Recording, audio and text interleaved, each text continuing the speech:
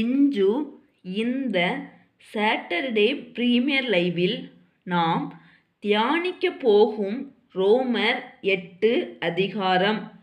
இந்த அதிகாரம் கிறிஸ்து இயேசுவில் இருப்பவர்களுக்கு தண்டனை இல்லை என்றும் தேவனில் வாழ்கிறவர்கள் ஜெய வாழ்க்கை வாழ்கிறார்கள் என்றும் வெளிப்படுத்துகிறது.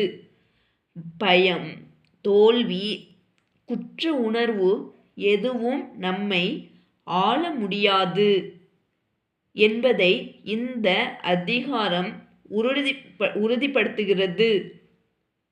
இந்த லைவ் வேதாகம வாசிப்பில் முடிவு வரை உங்களுடன் இருங்கள். கர்த்தர் உங்கள் உள்ளத்தில் ஜெயத்தின் நிச்சயத்தை நிறைப்பார். இப்போது நாம் ரோமர் 8 ஒன்றாக வாசித்து ஆசீர்வாதத்தை பெறுவோம். ஆனபடியால் கிறிஸ்து இயேசு உட்பட்டவர்களாயிருந்து மாம்சத்தின்படி நடவாமல் ஆவியின்படியே நடக்கிறவர்களுக்கு ஆக்கினை தீர்ப்பில்லை.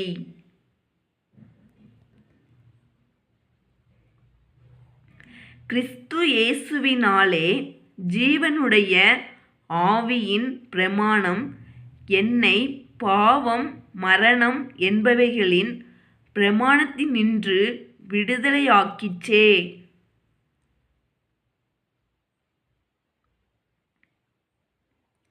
அதெப்படியெனில் மாம்சத்தினாலே பலவீனமாயிருந்த நியாய பிரமாணம் செய்யக்கூடாததை தேவனே செய்யும்படிக்கு தம்முடைய குமாரனை பாவ மாம்சத்தின் சாயலாகவும் பாவத்தை போக்கும் பலியாகவும் அனுப்பி மாம்சத்திலே பாவத்தை ஆக்கினைக்குள்ளாக தீர்த்தார்.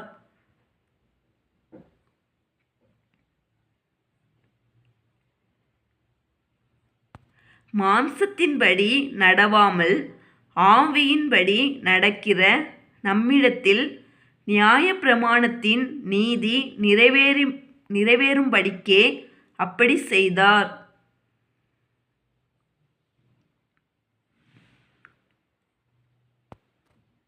அஞ்சியும் மாம்சத்தின்படி நடக்கிறவர்கள் மாம்சத்துக்குரியவைகளை சிந்திக்கிறார்கள், ஆவியின்படி நடக்கிறவர்கள் ஆவிக்குரியவைகளை சிந்திக்கிறார்கள்.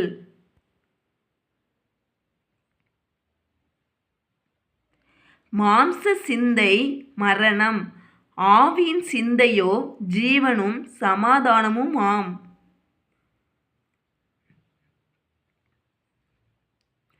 எப்படியென்றால் மாம்ச சிந்தை தேவனுக்கு விரோதமான பகை, அது தேவனுடைய நியாய பிரமாணத்துக்கு கீழ்ப்படியாமலும் கீழ்ப்படியக்கூடாமலும் இருக்கிறது.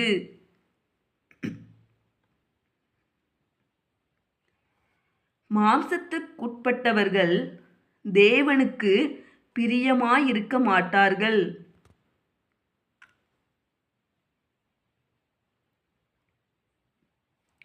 தேவனுடைய ஆவி உங்களில் வாசமாயிருந்தால் நீங்கள் மாம்சத்துக்குட்பட்டவர்களாயிராமல் ஆவிக்குட்பட்டவர்களாயிருப்பீர்கள்.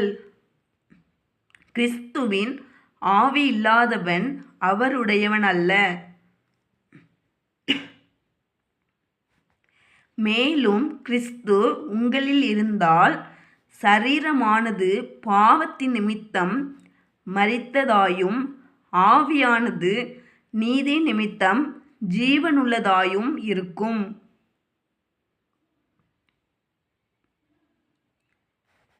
அன்றியும் இயேசுவை மரித்தோரிலிருந்து எழுப்பினவருடைய ஆவி உங்களில் வாசமாயிருந்தால் கிறிஸ்துவை மரித்தோரிலிருந்து எழுப்பினவர் உங்களில் வாசமாயிருக்கிற தம்முடைய ஆவியினாலே சாவுக்கேதுவான உங்கள் சரீரங்களையும் உயிர்ப்பிப்பார்.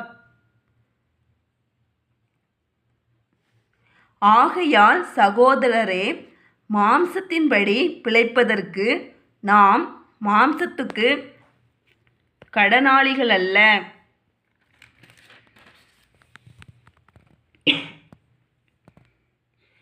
மாம்சத்தின்படி பிழைத்தால் சாவீர்கள், ஆவியினாலே சரீரத்தின் செய்கைகளை அழித்தால் பிழைப்பீர்கள்.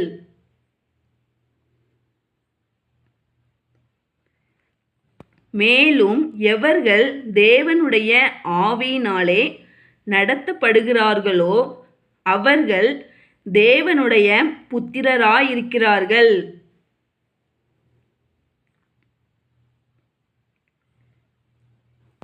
அந்தப்படி திரும்பவும் பயப்படுகிறதற்கு நீங்கள் அடிமைத்தனத்தின் ஆவியை பெறாமல் அப்பா பிதாவே என்று கூப்பிட பண்ணுகிற புத்திர சுவிகாரத்தின் ஆவியை பெற்றீர்கள். நாம் தேவனுடைய பிள்ளைகளாயிருக்கிறோம் என்று ஆவியானவர் தாமே நம்முடைய ஆவியுடனே கூட சாட்சி கொடுக்கிறார்.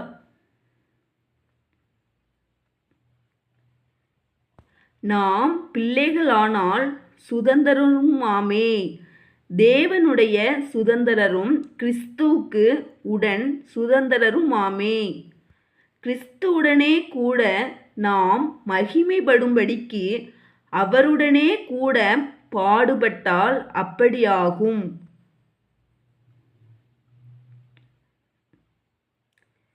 ஆதலால் இக்காலத்து பாடுகள் இனி நம்மிடத்தில் வெளிப்படும் மகிமைக்கு ஒப்பிடத்தக்கவைகள் அல்லவென்று எண்ணுகிறேன். மேலும் தேவனுடைய புத்திரர் வெளிப்படுவதற்கு சிருஷ்டியானது மிகுந்த ஆவலோடே காத்து கொண்டிருக்கிறது.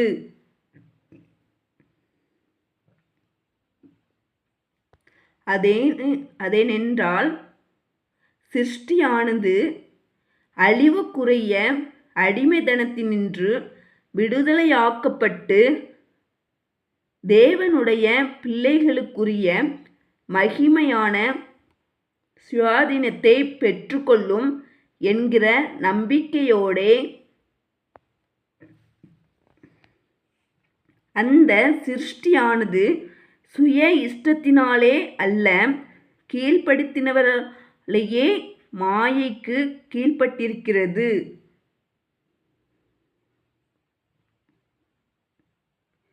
ஆகையால் நமக்கு தெரிந்திருக்கிறபடி இதுவரைக்கும் சர்வ சிருஷ்டியும் ஏகமாய் தவித்து பிரசவ வேதனைப்படுகிறது.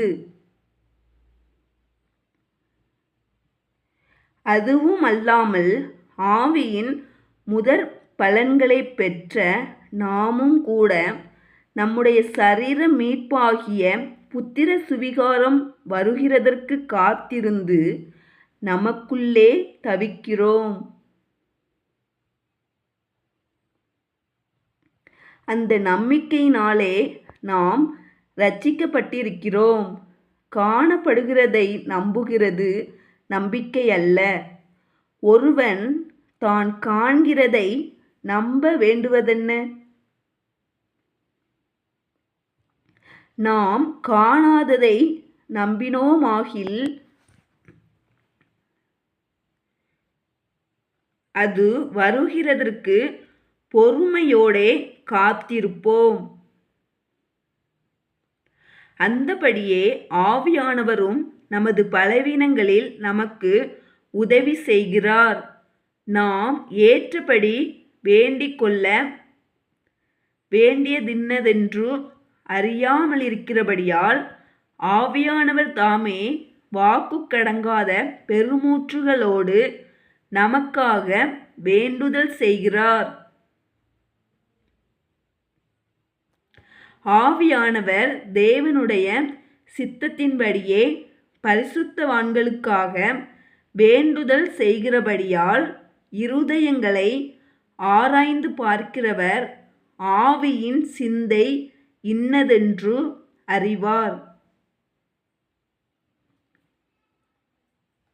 அன்றியும் அவருடைய தீர்மானத்தின்படி அழைக்கப்பட்டவர்களாய் தேவனிடத்தில் அன்பு கூறுகிறவர்களுக்கு சகலமும் நன்மைக்கு ஏதுவாக நடக்கிறதென்று அறிந்திருக்கிறோம். தம்முடைய குமாரன் அநேக சகோதரருக்குள்ளே முதற் பேரானவராயிருக்கும் பொருட்டு தேவன் எவர்களை முன்னறிந்தாரோ அவர்களை தமது குமாரனுடைய சாயலுக்கு ஒப்பாயிருப்பதற்கு முன்குறித்திருக்கிறார். எவர்களை முன்குறித்தாரோ அவர்களை அழைத்தும் இருக்கிறார். எவர்களை அழைத்தாரோ அவர்களை நீதிமான்களாக்கியும் இருக்கிறார். எவர்களை நீதிமான்களாக்கினாரோ அவர்களை மகிமைப்படுத்தியும் இருக்கிறார். இவைகளை குறித்து நாம் என்ன சொல்லுவோம்? தேவன் நம்முடைய பட்சத்தில் இருந்தால் நமக்கு விரோதமாயிருப்பவன் யார்? தம்முடைய சொந்த குமாரனென்றும் பாராமல் நம் எல்லாருக்காகவும் அவரை ஒப்பு கொடுத்தவர் அவரோடே கூட மற்ற எல்லாவற்றையும் நமக்கு அருளாதிருப்பதெப்படி?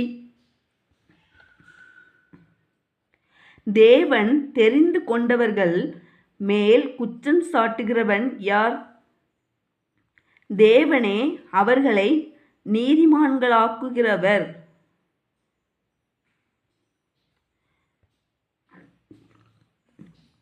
ஆக்கினைக்குள்ளாக தீர்க்கிறவன் யார்? கிறிஸ்துவே மரித்தவர், அவரே எழுந்தும் இருக்கிறவர், அவரே தேவனுடைய வலது பாரிசத்திலும் இருக்கிறவர். நமக்காக வேண்டுதல் செய்கிறவரும் அவரே. உமது நிமித்தம் எந்நேரமும் கொல்லப்படுகிறோம், அடிக்கப்படும் ஆடுகளைப் போல எண்ணப்படுகிறோம் என்று எழுதியிருக்கிறபடி நேரிட்டாலும் கிறிஸ்துவின் அன்பை விட்டு நம்மை பிரிப்பவன் யார்? உபத்திரவமோ, வியாகுலமோ, துன்பமோ, பசியோ, நிர்வாணமோ, நாசமோசமோ, பட்டயமோ, இவை எல்லாவற்றிலையும் நாம் நம்மில் அன்பு கூறுகிறவராலே முற்றும் ஜெயங்கொள்ளுகிறவர்களாயிருக்கிறோமே.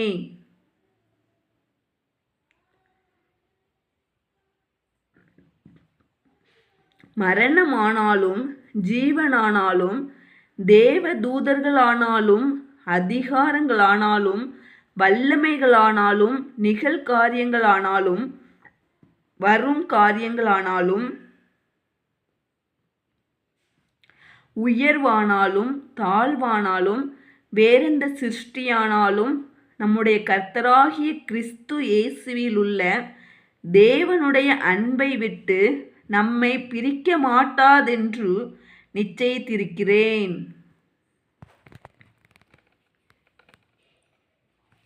ஆமேன். இந்த ரோமர் 8 லைவ் வாசிப்பு உங்கள் உள்ளத்தை பலப்படுத்தியிருந்தால் லைக் செய்யுங்கள், ஷேர் செய்யுங்கள், சப்ஸ்கிரைப் செய்யுங்கள். ஜீவ வார்த்தை, தேவனுடைய வார்த்தை உங்கள் ஜெய வாழ்க்கைக்காக. தேவனை முழு இருதயத்தோடு நம்புவது எப்படி என்பதை டெஸ்கிரிப்ஷன் முதல் வரியில் கொடுக்கப்பட்டுள்ள நீதிமொழிகள் 3 வசனங்களில் வாசித்து தியானியுங்கள். தேவனில் வாழும் மனிதன் எப்போதும் ஜெயவானே.